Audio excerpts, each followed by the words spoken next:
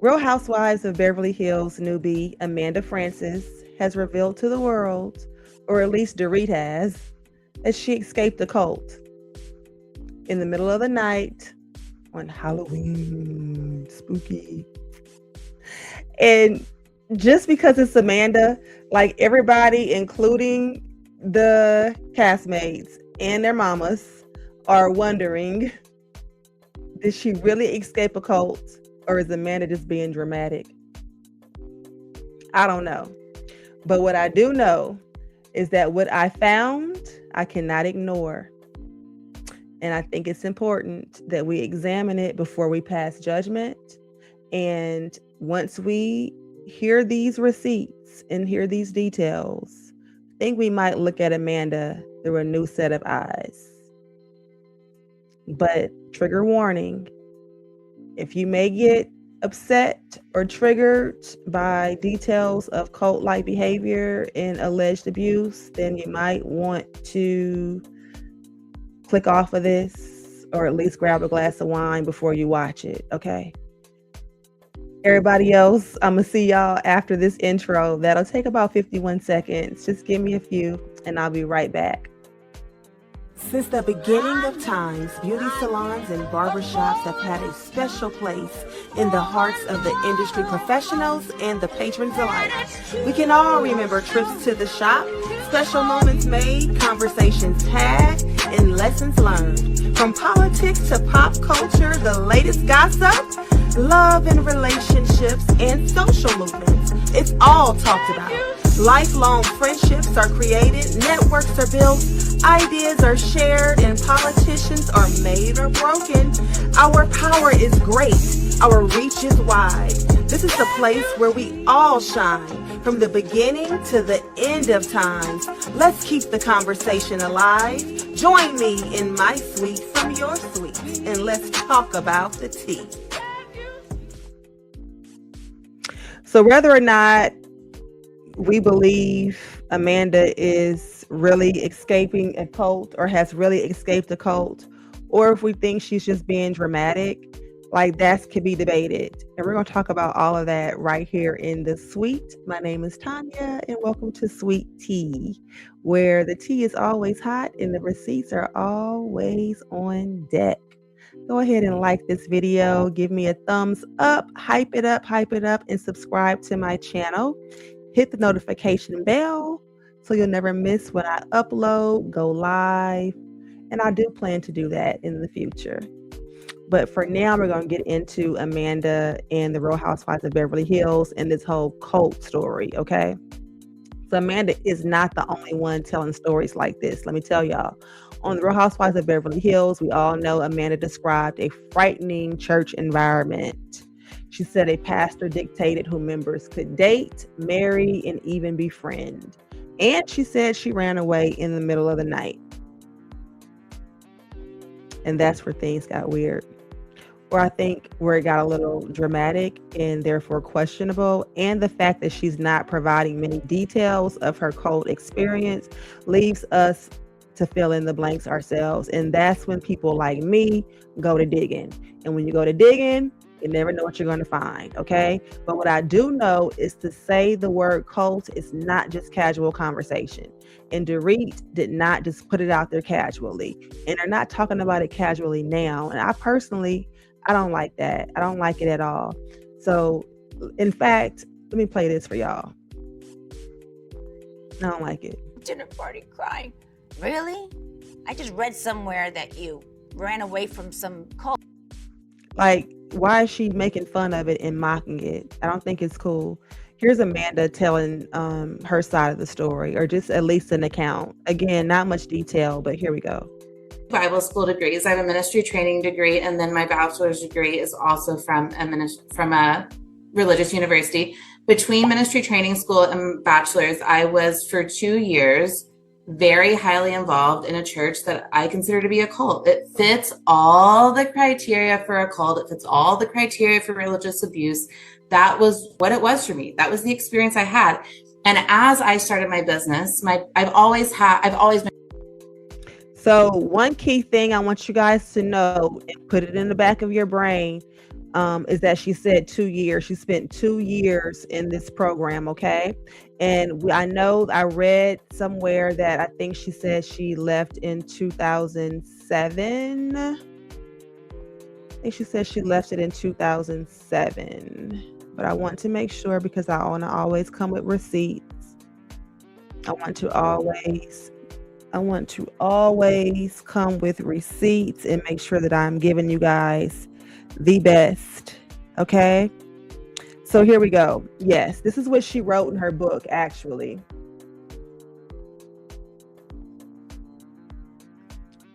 She wrote, I ran away from an incredibly abusive, controlling, and isolated environment, 1,166 miles from home. I was in a cult. Driving down A1A Beach Boulevard in early morning of November 1st, 2007, I left with a clear intention to follow my every dream, and I am. 2 degrees, lots of world travels, a thriving business. I continue to create the life of my dreams. I asked God to help me take the situation I was in and help me use it for good, to make me better and possibly make others better because of what I went through. But again, she's not telling very many details about what she went through, at least not to the public, because she said that she's saving them for her book. So again, Amanda being the money queen that she is, she's going to make a profit off of this cult mentality or this cult situation, which isn't necessarily going to be helpful to the people who may be experiencing something similar. Like since she has this platform now, this is my feelings on that. Because she has this platform now on Real Housewives of Beverly Hills, and she has the public's attention, why not use this platform to detail experiences in the occult so that way the viewers could know what to watch for and young people would know what to watch for, and we would know what to watch for if we were ever in a church environment that was turning into something of the occult. Why not detail and tell us about how they groomed you and how they shaped you and how they got you to do this, okay? Because when I went to look and I found lots of people online, there's a group with over 500 people who said they survived a cult here locally, a church cult, as a matter of fact. But I want to say this too. It's got to be very hard for people to come out and say this because people think that, to use that language is not casual, to use the language cult and to say that she had to run in the middle of the night. She's talking about escaping something. And this is another part that stood out to me. Amanda said that she didn't grow up in a church environment, okay? And so she was looking for something. She was looking for belonging. She was looking for acceptance. And, when you don't grow up in a structured religion like that, you don't necessarily know what to look for, which is why I think it's important.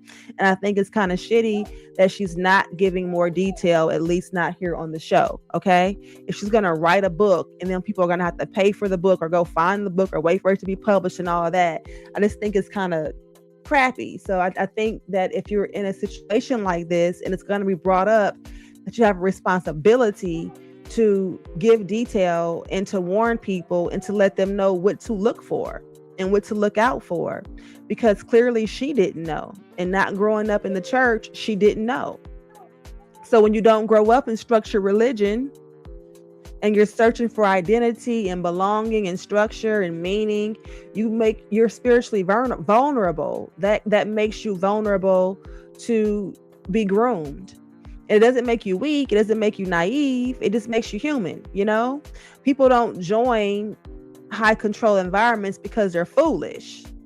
And we see Amanda's not foolish. Amanda has become a millionaire. She can't be too dumb, right? They join because they're searching for something. They're searching for purpose and community and stability and love and direction and belonging and all those things. And high control systems like this, like churches sometimes, can offer those things, and they offer those things first. That's how they get you. Just like a gang, okay? Like when someone's trying to get someone to join a gang, they don't come with the dangerous stuff. They entice you with the things that they know that you're missing at home. They give you the love that they think that you're missing at home. They give you the attention that they think you're missing at home. So that's how they get you, right? The same with these churches, the same with these organizations or these cult-like organizations. I shouldn't say churches in general, and I'm not generalizing all churches. Let me be clear. But what I am talking about is specific organizations and specific patterns of behavior, okay? And that's how these things work. So if we ask ourselves, what is a high control environment? So researchers who study high control religious environments often describe them with similar dynamics, where they isolate you. They isolation from the outside, isolation from outside authority, replacement of family. Same with the gang. Replacement of family influence. Same things happen in gang environments, okay? Control over relationships, behavioral monitoring, financial pressure, like bring me money, pay your tithes, right? Fear around leaving. Now, Amanda hasn't named the church that she was affiliated with or that she was referring to, and I'm not suggesting in any way a connection between her experience and any specific organization. But what I am about to point out is a pattern of behaviors and how these organizations tie in geographically to where Amanda alleged to have experienced this abuse, okay? But before we get into that too, I want to get into the ladies' response. So we saw Dorit mocking Amanda. I've played for you guys Amanda's account. Now I'm going to play for you guys the ladies' response on the Real Housewives of Beverly Hills after show. This is the ladies responding to watching the clip of Dorit calling Amanda out about being in the cult. These are grown women, and this is how they reacted to something that serious, okay? Take a look. Dinner party crying. I thought you ran away from a cult. I did. It was kind of funny. No? Yes, I thought it was. Kathy, what is that face? I have never been. Let's watch it one more time and kind of dissect it a little bit. Dinner party crying. I thought you ran away from a cult. So Dorit said it, and it was definitely reactive when she said it, but she had that in her back pocket, like she was waiting to pull it out too, right? But this is the ladies watching it back, and this is their response. So Erica covered her head, covered her face, and she kind of laughed. She kind of looked a little uncomfortable, but she still laughed, okay? Rachel damn near spit her drink out, and she chuckled too. I did. It was kind of funny. No? Sutton says it's kind of funny, and then she questions no. And then Tilly, with her pick-me self, listen to her. Yes, I thought it was. Yes, I thought it was. She's giving Sutton permission to laugh. She's amening and giving Sutton permission to laugh at Dorit blasting out at the table that she thought Amanda was in a cult. She thinks that's funny. What is that face? I have never. Kathy. Dinner party crying. I thought you ran away from a cult. I did. It was kind of funny.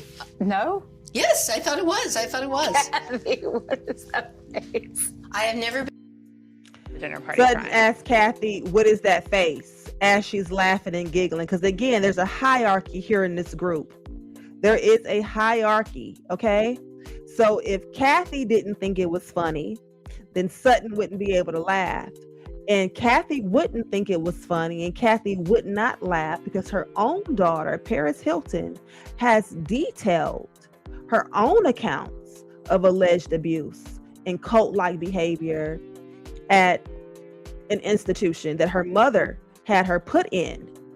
And they came and snatched her up out of her bed in the middle of the night, according to Paris. Okay, so Kathy better not laugh at someone saying they were a part of a cult or they were abused in a cult. She better not laugh.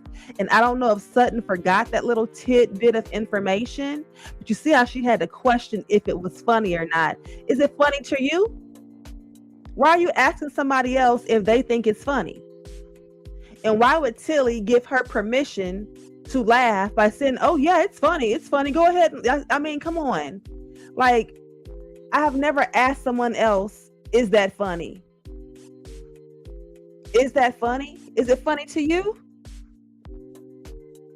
That was really weird to me, right? And again, there's this hierarchy in the group. So if Kathy Hilton thought it was okay to laugh, then it would definitely be okay to laugh. So that's why Sutton had the nervous giggle and that nervous, is it funny? Like she wasn't really sure if she should laugh or not.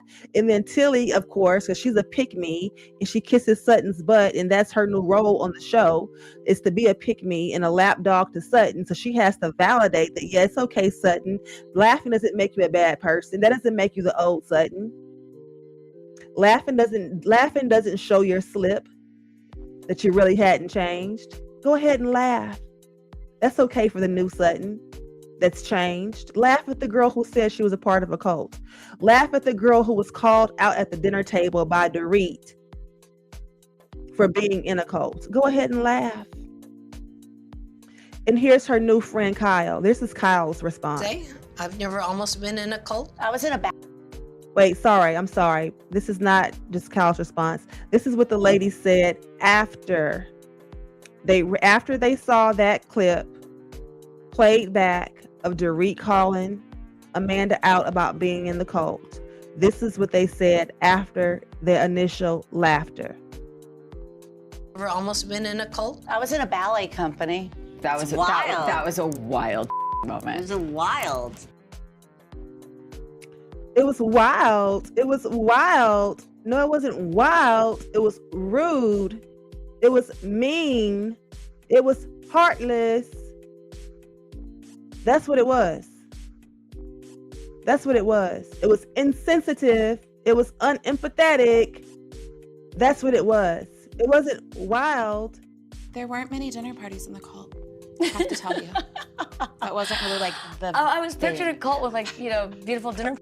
I'm happy to say, I've never almost been in a cult. I was in a ballet company. That was wild. that was a wild It moment. was a wild. There weren't many dinner parties in the cult. I have to tell you. That wasn't really like the. Oh, I was thing. picturing a cult with beautiful dinner.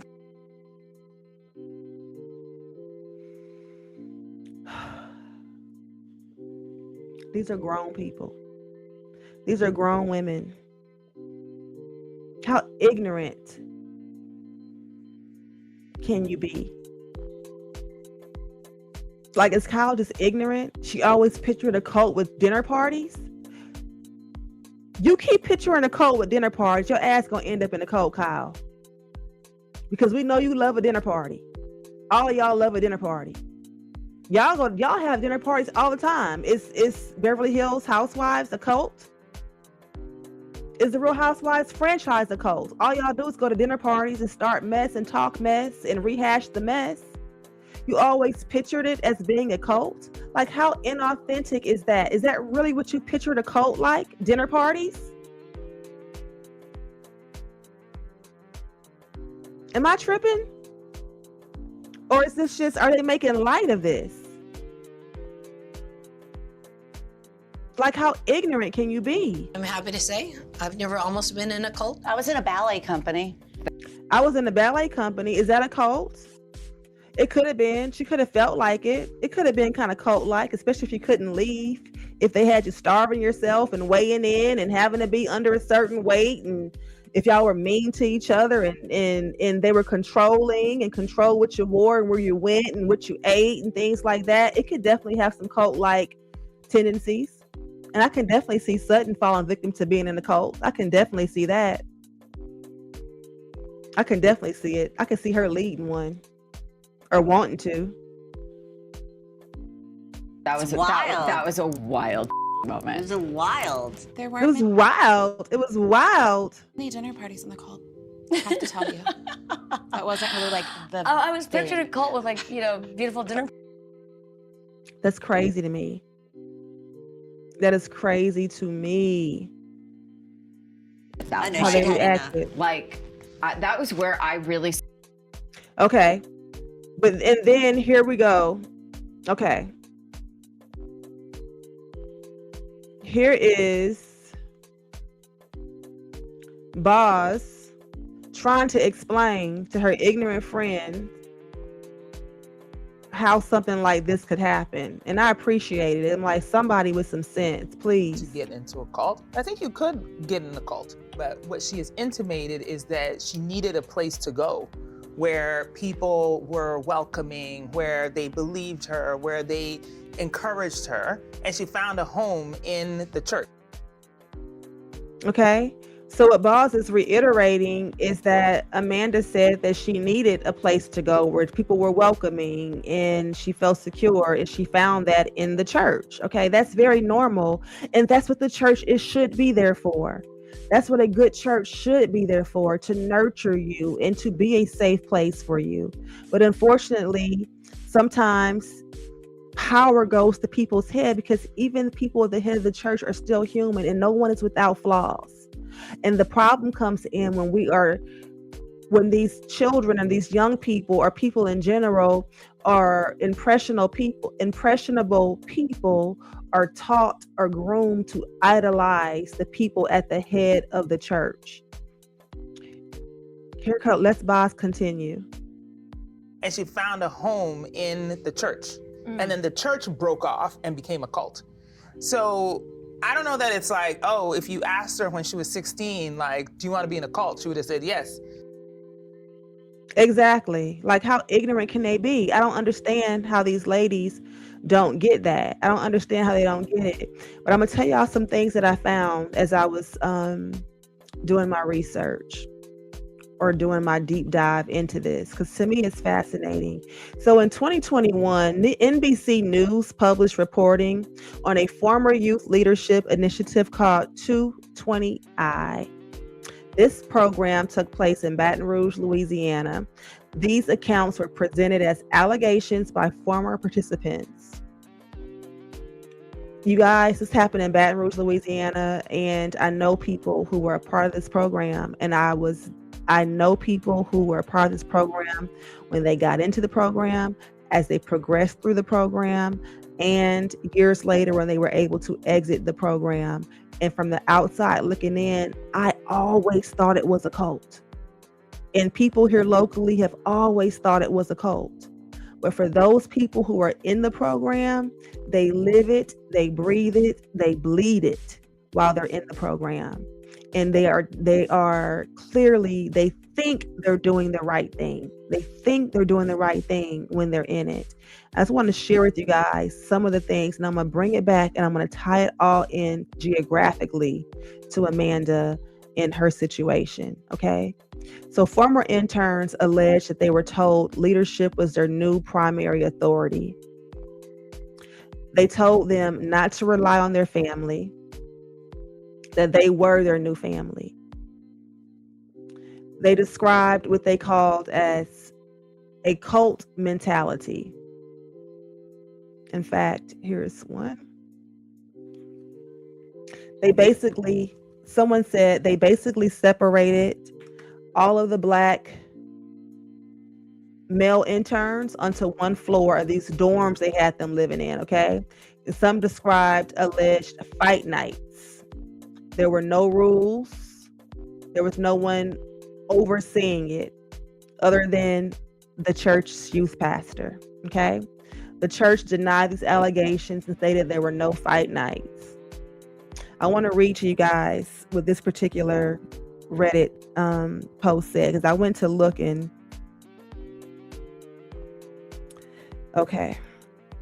I went to digging, because I'd heard stories, and I want you guys to notice the similarities in this particular program and what Amanda alleges happened. And I want you guys to ask yourselves the question, is this a cult? Would you guys consider this cult-like behavior or cult-like program? Okay. Someone said in this Reddit group, so it says, Bethany Church is currently a member of ARC churches overseen by Church of the Highlands. Church of the Highlands, they oftentimes you'll see it as just COTH, but that stands for Church of the Highlands. Remember that. And remember, Amanda said that she was in a 2-year program, okay? So someone says it was a cult mentality, said Goom Laurel, 34, who took part in 220I in 2007 and 2008. Amanda said she escaped in 2007, November of 2007. Black male interns were allegedly segregated on one floor of a dormitory-style living quarters, Laurel claimed, and male interns believed to be gay were reportedly singled out for torment, including being forced to tread water in a pool for hours. They would be calling him the F word, and they were spraying water from a hose into his mouth while he was trying to tread water, Laurel alleged. This is horrible, you guys. Joel Stockstill, the older brother of Bethany's current lead pastor, Jonathan Stockstill, is said to have been the ringleader of the $5,000 program. They had these kids, these young adults, paying them $5,000 to be a part of this internship program. Okay? Keep in mind, Amanda says she did this program between her 2 degrees, and it was a 2-year program. This is a 2-year program as well. The brothers' grandfather founded the mega church, which is Bethany, in the family's living room in 1963, and has since grown to over 8,000 members across 5 Louisiana campuses, making it among the largest mega churches in the United States. Former interns alleged to NBC that Joel, age 42, openly used the N-word, called Black interns thugs, and was the main one doing the pitting and mocking. Okay? If you guys are wondering who Joel is or what that was like, I got a little video for you. Want to hear it? Want to see it? Here it go. But I'm warning you, this one can be triggering, okay? It can definitely be triggering. Don't, me. Before I start, read the top of it. Read the top of the video. The top of the post. I found this post on Reddit as well, okay? And it says on the top of the post, someone asked the question. It says, people ask, why did so many young people stay at Bethany Church? Fear and control. I don't have any tolerance for you. I'll banish you from my presence, end quote. See how things work out for you then, because once God has placed me in authority, I'm going to resist you, unquote. Joel Stockstill. That's the leader. That's the person who was leading this 220I program that these former interns alleged to have been abusive and have very cult-like rituals and activities. I want y'all to hear the clip.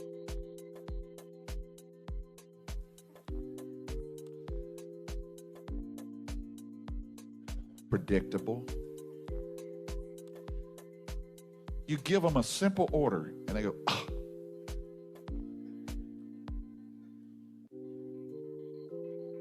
One of the things I love about being a youth pastor is when I'm able to bring illumination to a young person that I'm not their mama. Don't me. I'm not your mama. You're not going to roll your eyes at me. I didn't birth you. I don't have any tolerance for you. I'll do like Nehemiah. I'll banish you from my presence.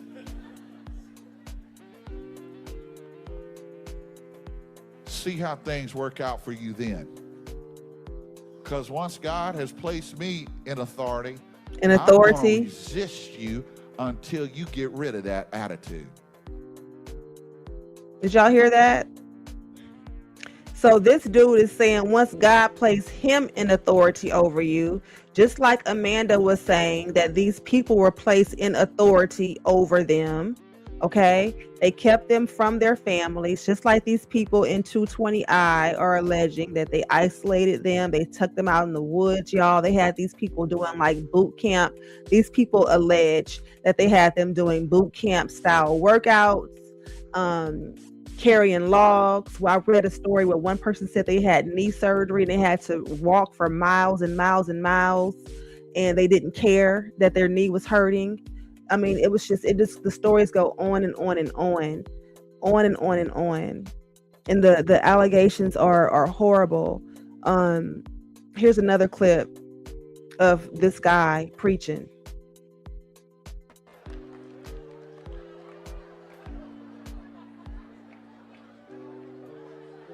I hate to have to straighten out this kind of stuff, but it seemed like it would be painfully obvious, but it doesn't seem to be. Let me start it over for y'all. Here we go. Look, you girls, you should not have anything to do. You guys, I want to put another trigger warning on this before I play this video. Another trigger warning before I play this video clip. He's used some very offensive language in this, and this is the youth pastor, the former youth pastor of this church, okay? That these people alleged to have been members of that were cults, in the cults, okay? These people alleged to have been a member of this church organization that had all of these cult-like rituals, routines, and behaviors.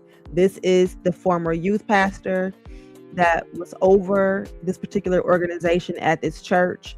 It's a 2-year program, and it ran the allegations that I shared with you all before. This person was in this program in 2007 and 2008, the same time that Amanda Francis from Real Housewives of Beverly Hills claims to have been in a program similar to this one. Not saying it's this program, but very similar, right? There are a lot of coincidences. We know that she was not in Baton Rouge, Louisiana, but when I connect the dots, you guys will get it. Just bear with me, okay? Let's hear it again.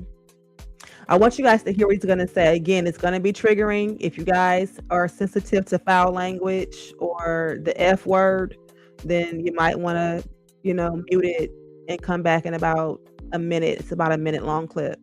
With some guy who's as effeminate as you are.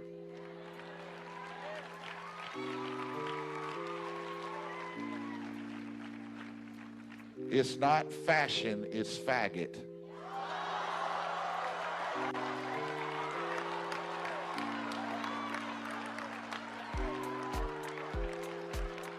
He's not your best friend, he's gay.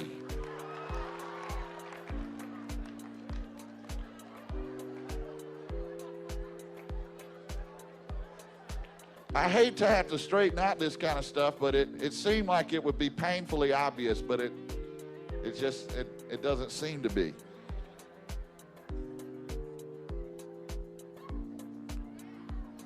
I love it when the Lord uses me to articulate those type of things. Thank you, Lord. I like my job.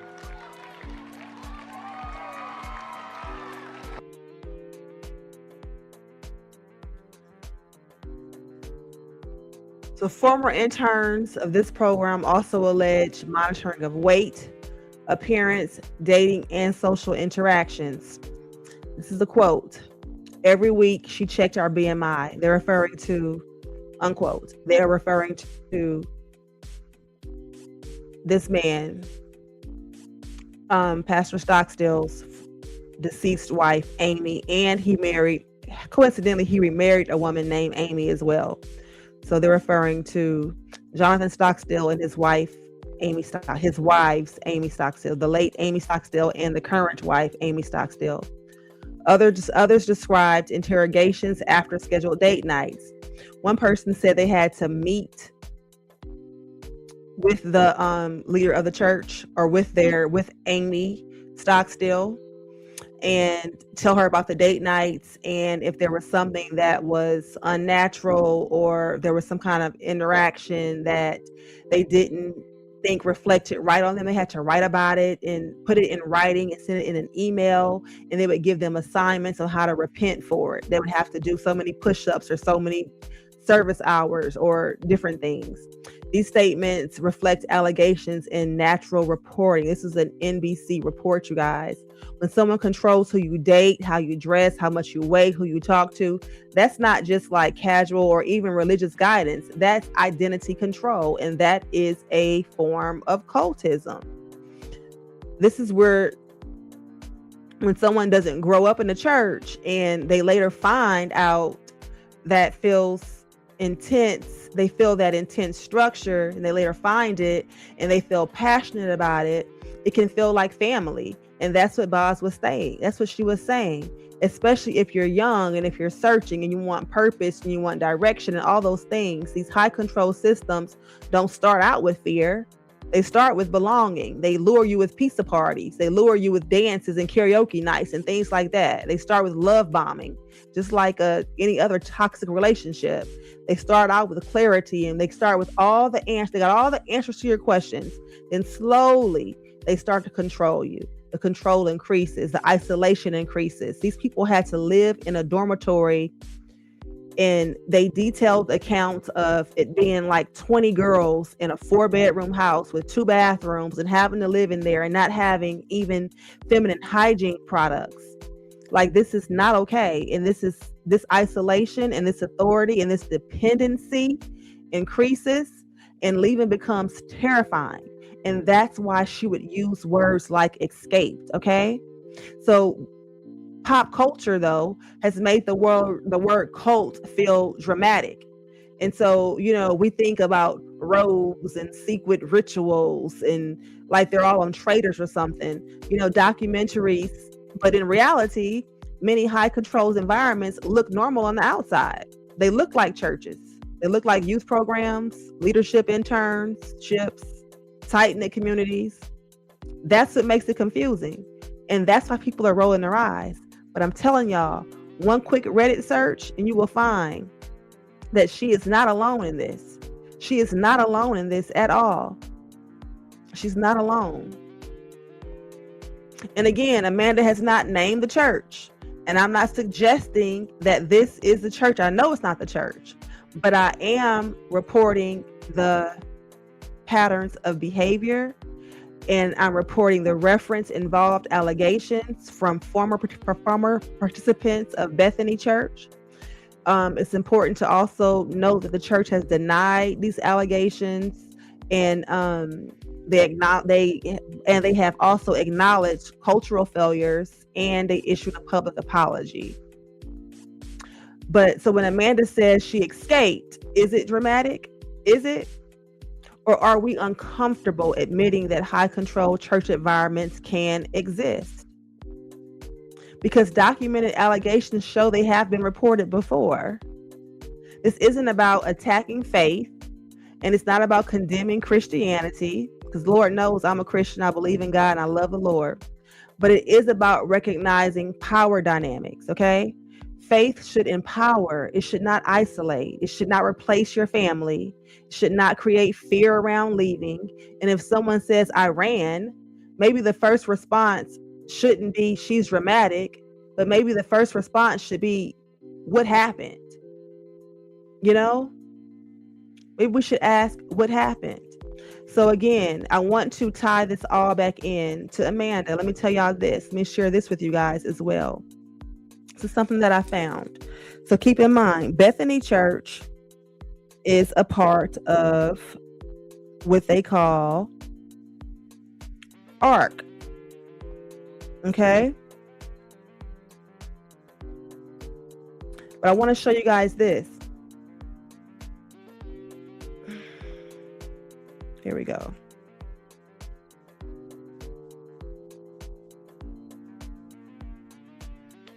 This is a Reddit post, and it says, Bethany Church pastor Chris Hodges, former Bethany Church. Pastor Chris Hodges' former church. So Chris Hodges was a former church leader at Bethany Church. Exposed for torturing LGBTQ and African American teens in horrific practices. So this is talking about the fact that Bethany Church was accused of torturing LGBTQ community and African American teens. I just read you guys the NBC article, okay? Bethany Church ran a youth initiative training program called 220I from 2005 until 2013, in which African American and LGBTQIA interns were tortured by their church leaders. The church has been referred to as a cult by people who left the program.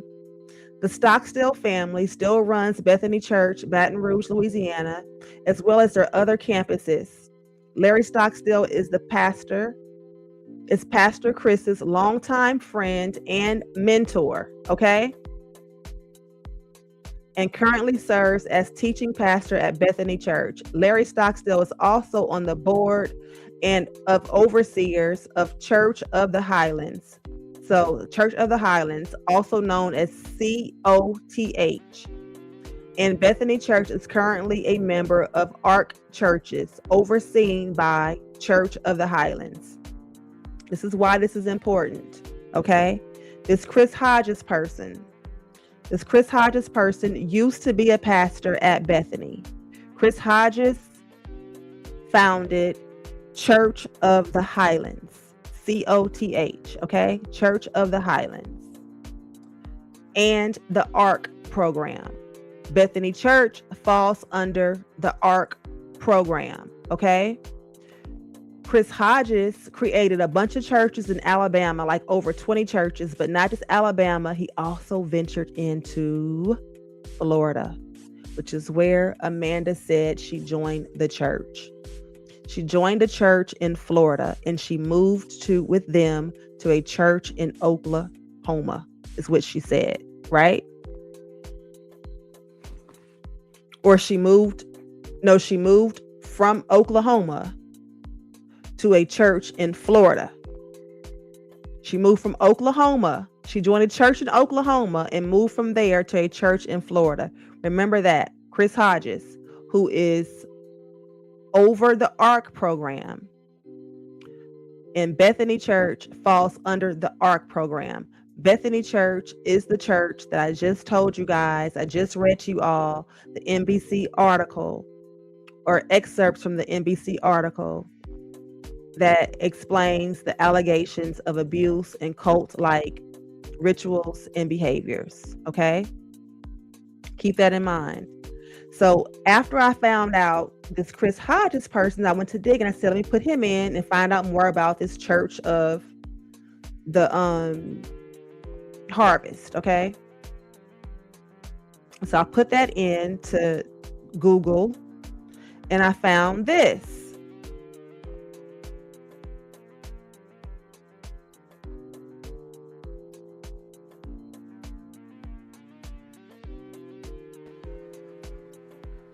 Look, not that you one. girls, you should not have anything to do with some guy who's as Forgive me. Wrong one. Here we go. All of the dorms were rat infested. It was just. And everyone said, amen, amen. This sprawling campus opened with just one building in 1989. 3 decades of prosperity under the leadership of the Pankratz family, the church grew to a small empire. It felt a bit like indentured servitude. There is a chink in the armor, though, a swarm of angry ex-followers now calling Church of the Harvest Christian concentration camp. So any given day, you're running on 2 to 3 hours of sleep. All of the dorms were rat infested. It was just filthy going in and horrible living there. You see, years ago, the church added a school and then a camp, eventually a 2-year program they call a college. I think it's very common in a lot of kind of non-denominational churches without oversight that they have these internships or 2-year colleges that aren't accredited.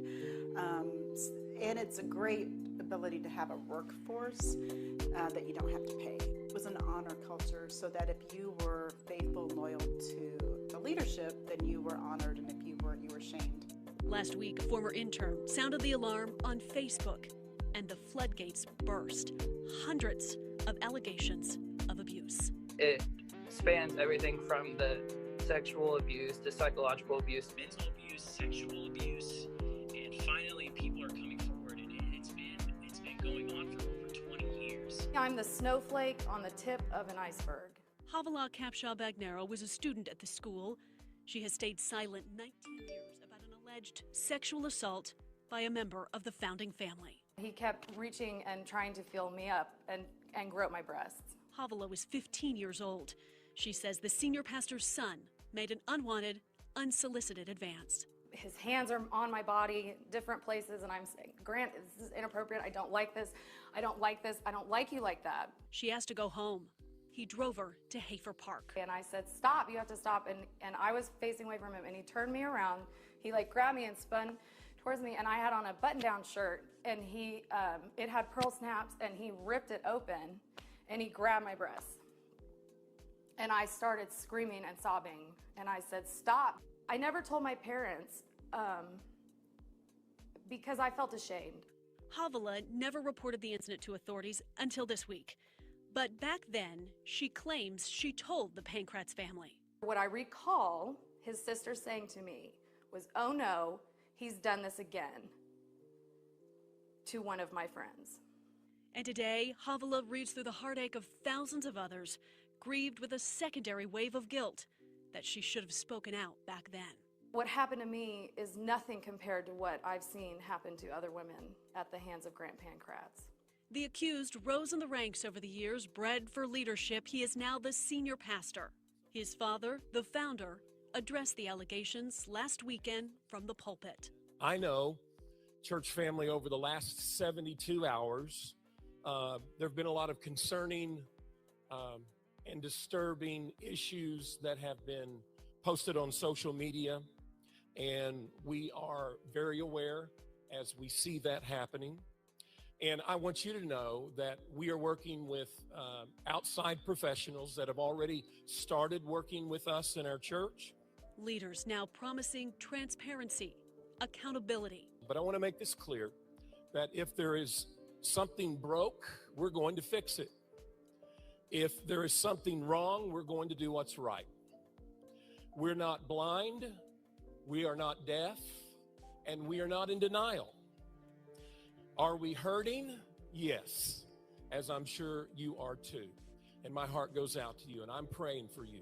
Thousands are calling for the church to shut the doors. Allie Meyer, Oklahoma's News 4.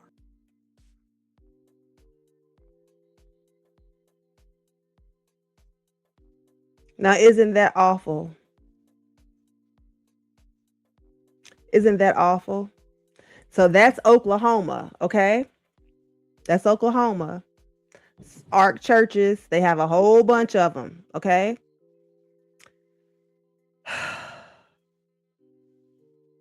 Y'all, I'm just sick about it.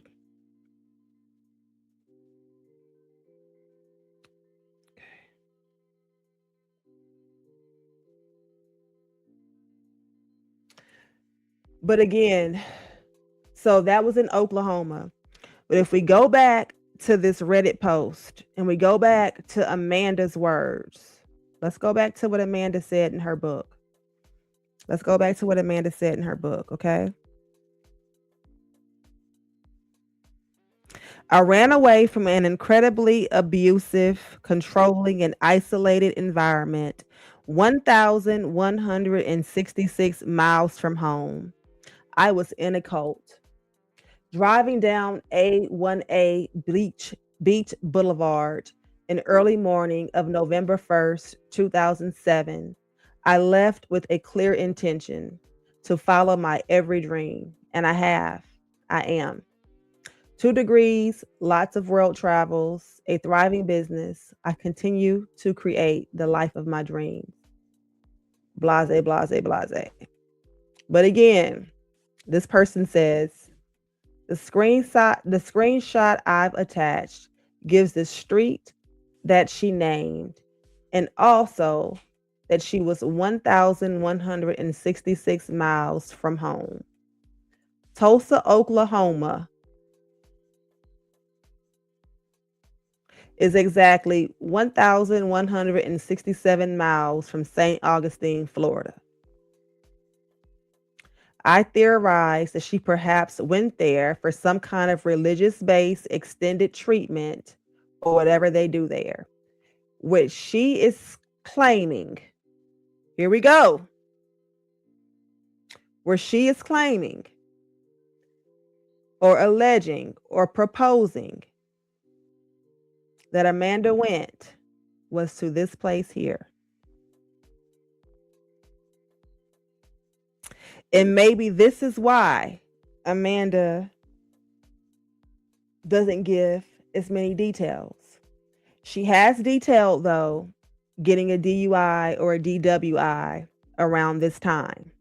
So what this person is theorizing is that Amanda went to this particular center called Comunita Cinecolo. Comunita Cinecolo. Okay? Someone went on here and asked on this. I went to looking, y'all. I went to digging. And so I found this website and they had this thread called Destructive Churches. And someone says that they headlined it Drug Rehab Cult, Comunita Cinecolo. And this was posted December 1st, 2004. Okay? Are there any former members of this group out there? I would like some information if you are. Comunita Cinecolo, located in St. Augustine, Florida, poses as a drug and alcohol rehab, but no actual rehabilitation counseling is taking place here. This group indoctrinates first the parents of young men or young people and lures them to convince their sons to enter their program. Once there, these young men are stripped of their clothing, identification, and belongings, and are allowed no contact with the outside world ever. The members perform ritual chanting and prayer-based mind control techniques. In the few hours each day, they are not committed to involuntary hard labor, from which surely the leaders are making some good money. Each day is identical, with 8 to 10 hours of very hard labor, including washing their own clothes on a washboard. There is no electricity in the living quarters. They wake to a bell. Daily journals are reviewed and corrected by senior members, and extreme use of guilt over past actions and self-degradation are also employed. Although the place is not locked down, a mentor ensures that no one leaves. If this is where she was, this is why she said she had to escape, okay? While my main purpose here is to ensure that this group gets on the map, I am thirsty for more information. Are there any former members of this group out there? This group tries to look and feel like it's affiliated with the Catholic Church by dressing in frocks and indeed being founded by a few former clergy. They meet in Catholic churches who likely know little about them except that they are renting space. Okay? But this is not just a place for men, because when I read this, I was thinking, okay, well, maybe she couldn't be there. This guy's talking about men and people dropping their sons off. But then I found this, okay?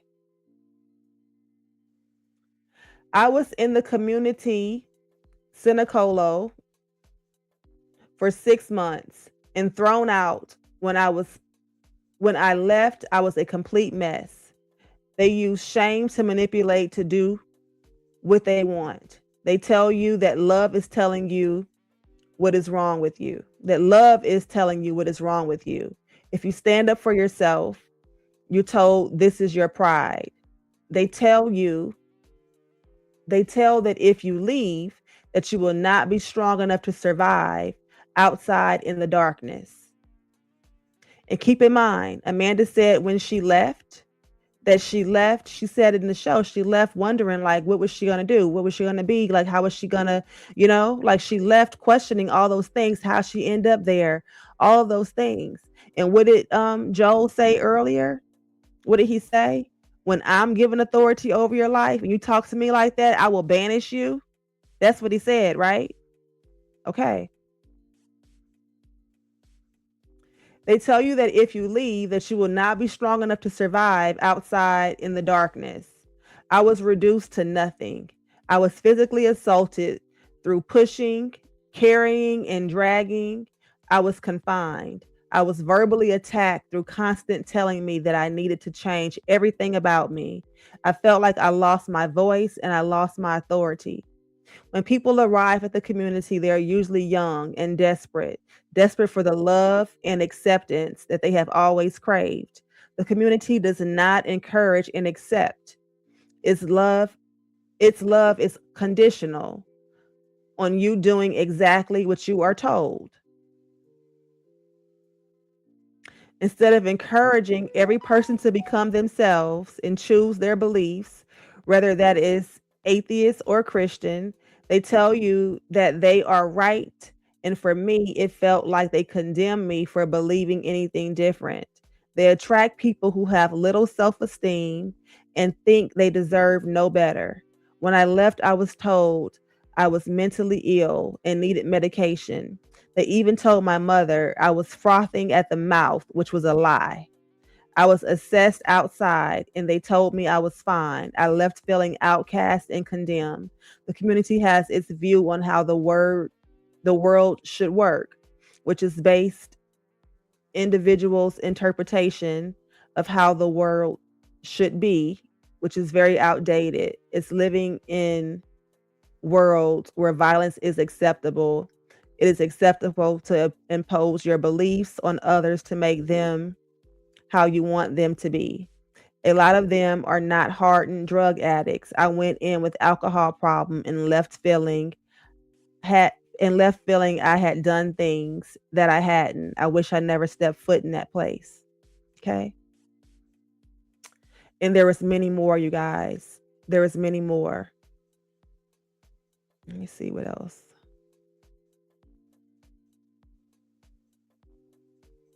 And then here recently,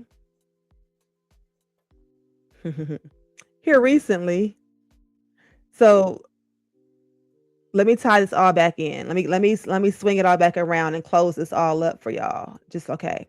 So if you didn't grow up in church and you're looking for something and you found a place that told you who to love, who to trust, who to avoid, would that feel freeing to you or controlling?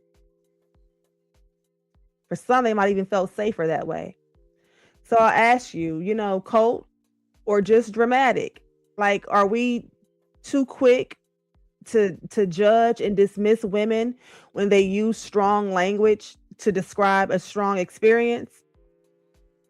It was a strong experience. If she went through any of this, it was a freaking cult in her experience. What she experienced was cult-like. If she went through anything similar.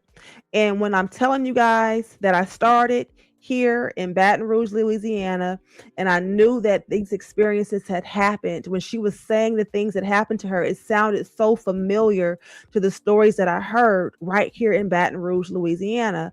So when I looked up those stories and I looked up Bethany Church and I looked up, and then I found the articles about the NBC article, and I found that this person, this Chris Hodges person, had ties to Bethany Church, and Chris Hodges is over these ARC churches, and this ARC church in Oklahoma was accused of the same things that Bethany Church was accused of, similar things, very similar things, and they're both under this ARC. Well, Bethany, I read that Bethany was not under the ARC, but it is closely affiliated with Chris Hodges, who is over the ARC. Okay. So Bethany has these experiences, detailed accounts, NBC reporting on the alleged abuse, the alleged cult behavior. Chris Hodges has ties to Bethany Church. Chris Hodges is over the ARC program. The ARC program had a church in Oklahoma. Okay. Oklahoma, where Amanda grew up. And she said she joined a church that led her to Florida, where she was in the cult. Okay. Again, I showed y'all the Reddit. I showed you guys the article where, or the news article, the news story where the church in Oklahoma, the Harvest Center in Oklahoma, was facing very similar allegations to the church here in Baton Rouge, Louisiana. The church in Oklahoma happens to be the same distance apart from this center in St. Augustine, Florida, that also has these cult allegations. Okay. Is it a coincidence? Is it a coincidence? Like Nene would say, coincident.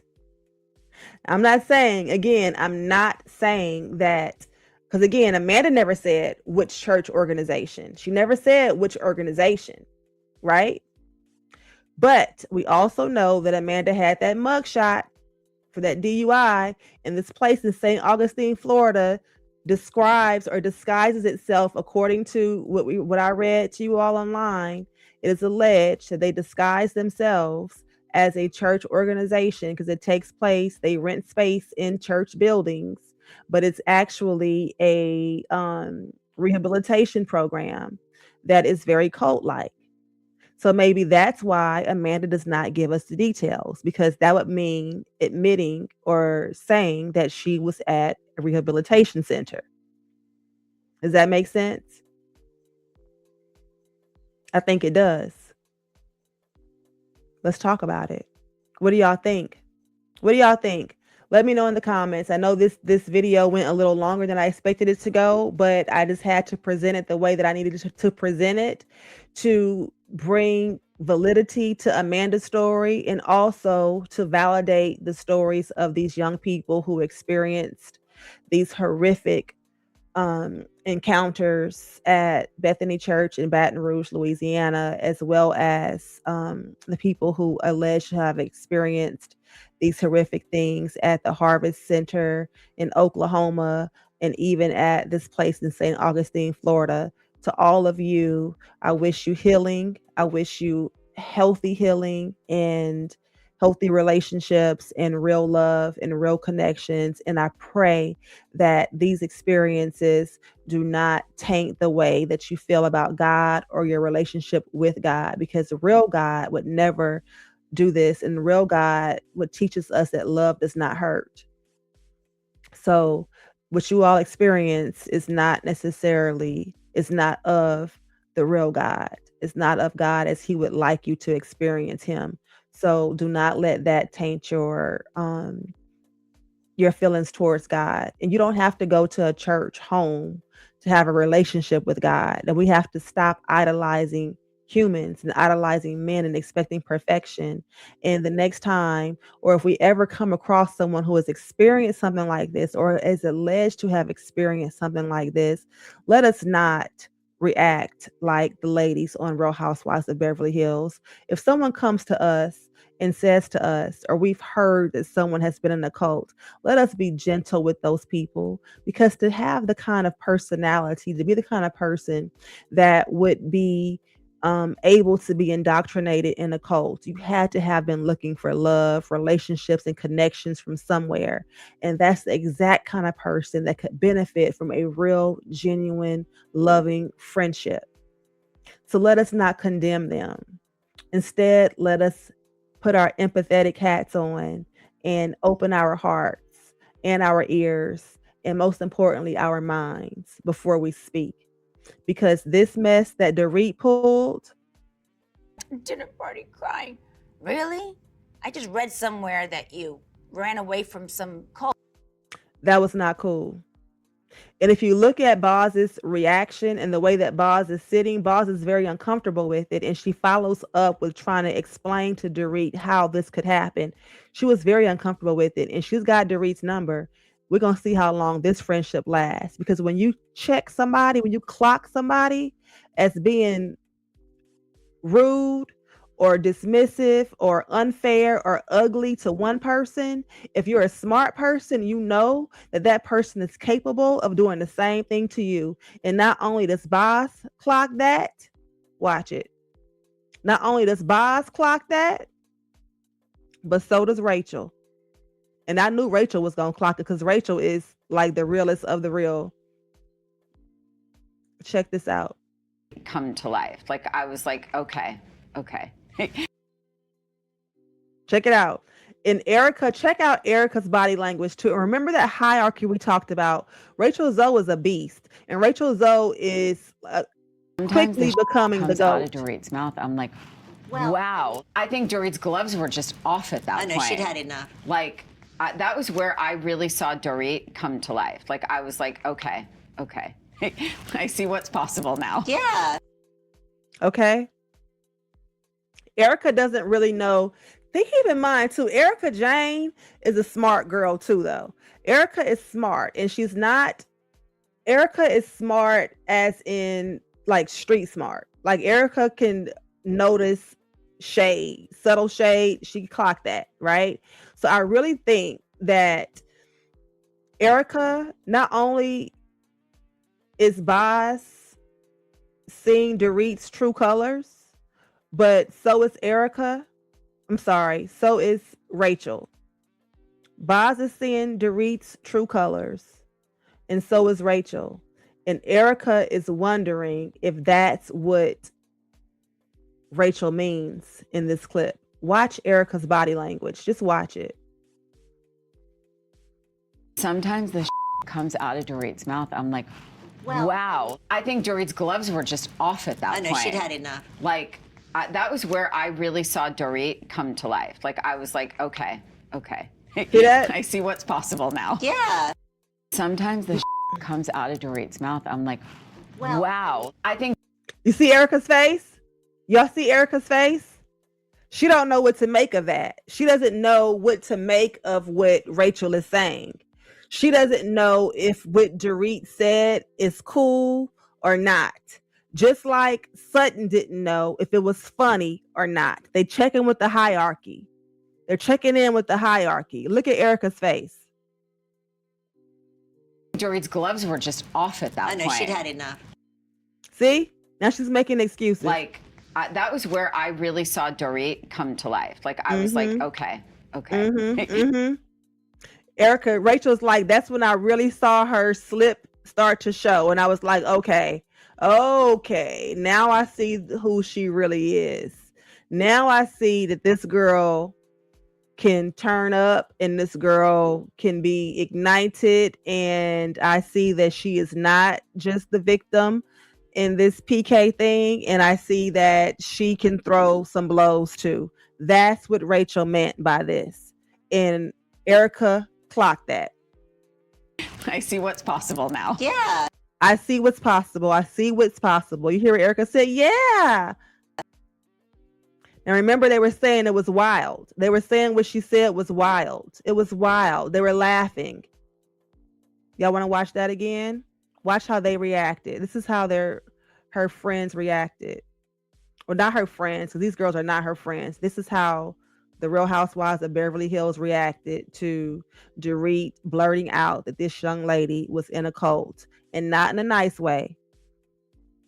You ran away from a cult. I did. It was kind of funny. No? Yes, I thought it was. I thought it was. Kathy, what is that face? I have never been. Dinner party crying. I thought you ran away from a cult. Erica's laughing. This is her watching it back. After having time to think about it, she thinks it's funny. Rachel about spit her drink out. I did. It was kind of funny. No? Sutton, I thought it was kind of funny. No? Yes, I thought it was. You saw how Rachel, did you see how Kathy looked at Sutton? Like, bitch, you think that's funny? When my daughter said she was in a cult, I sent my daughter off to this program not knowing that she was going to be abused. And Paris is alleging that she was abused. That's why Kathy can't laugh. Kathy better not laugh. When her daughter is alleging to have gone through something similar, she can't laugh. Kathy can't laugh. I thought it was. Kathy, what is that face? You see Kathy's face? Kathy not laughing because Paris said she was in a cult too. Paris said that Kathy sent her to the cult. Paris said her mother paid somebody to come kidnap her in the middle of the night and that she was abused. That's why Kathy's not laughing, Sutton. Read the room, Sutton. But I thought you changed. I thought you changed, Sutton. And Tilly, I'm disappointed. You're supposed to be stronger than that. Why are you a man in this bullshit? Crying. I thought you ran away from a cult. I did. It was kind of funny. No? Yes, I thought it was. I thought it was. Kathy, what is that face? I have never been. Oh my God, they're idiots. And then here's Kyle, just ignorant. I've never almost been in a cult. I was in a ballet company. That was wild. That was a wild moment. It was a wild. There weren't many dinner parties in the cult. I have to tell you.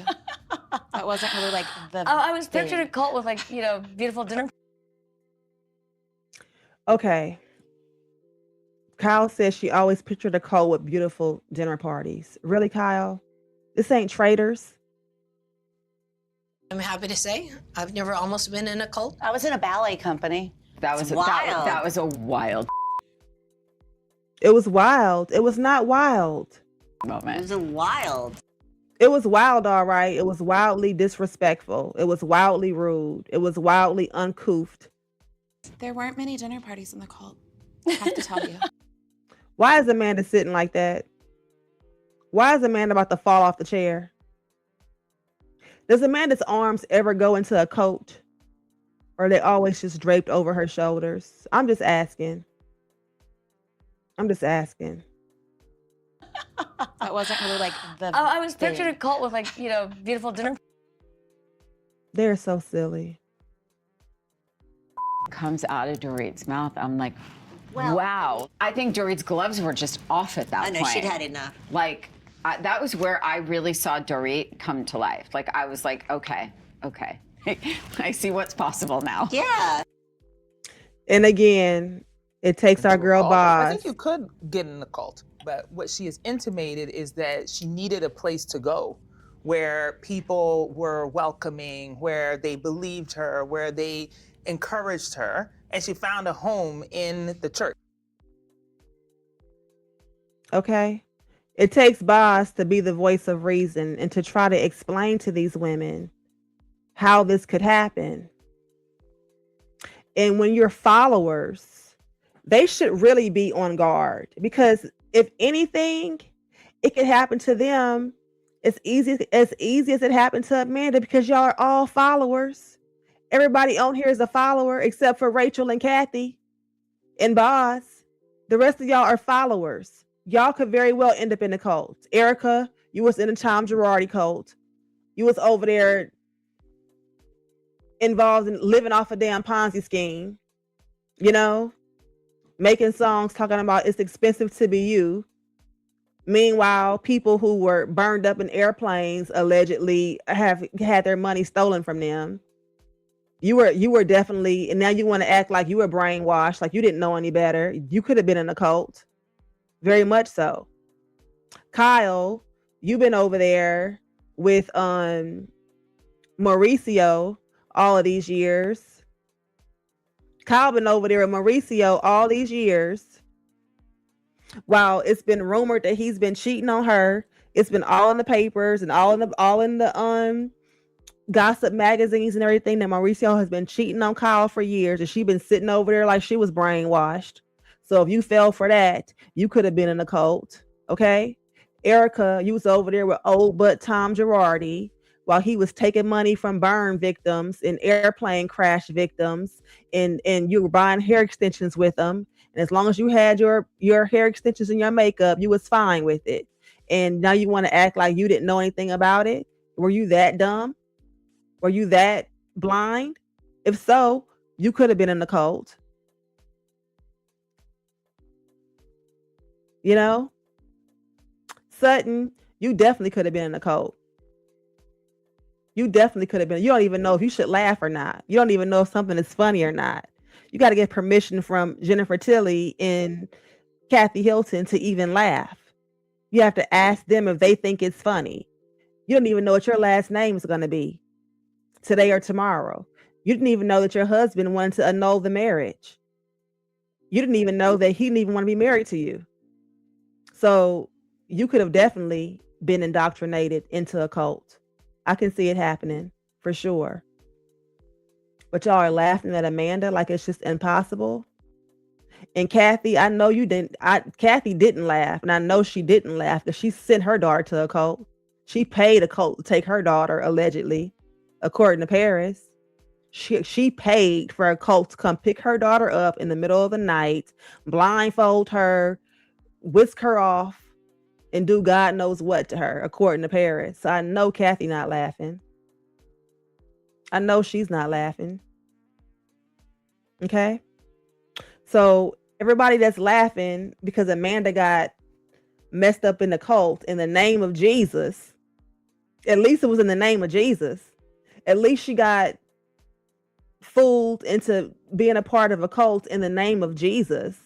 It wasn't just because she was desperate to be with a man or desperate for the latest extensions and name brand clothes or trying to get rid of her. Her parents weren't trying to get rid of her in the middle of the night. You know what I'm saying? Because y'all all were involved in some cult-like relationships. So let's not laugh at Amanda. At least she did it. At least it happened to her in the name of Jesus. It happened to y'all just in the name of money, in the name of lifestyle, in the name of saving face, in the name of bad parenting. So before we laugh at her, and before we discount the events and the experiences of real people who have been through things like this, let us ask ourselves, are we without flaws? Are we sure that we have not been in relationships or situations that were also cult-like? If you have, let me know in the comments. If you haven't and you think you never could, it could never happen to you, let me know in the comments. And if you watch to the end, I certainly appreciate it. I know this video has been longer than I expected it to be, but that just happens sometimes, especially when the conversation is good. So let's continue it in the comments. I would really love to hear from you all and love to hear your opinions about Amanda and what I've presented to you all today. And I hope to see you all again soon, right here in my suite, from my suite to your suite. Good night, beautiful people. Don't forget to like the video, comment, and subscribe. See y'all later. Bye.